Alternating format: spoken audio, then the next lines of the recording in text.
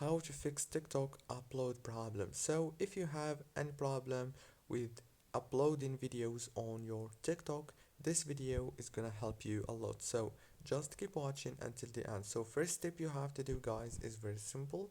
Just go to the settings on your phone, go to the wireless and networks, and then go to the airplane mode, and then enable it and disable it again, and then go back and go to the apps manager, go to apps and go to TikTok.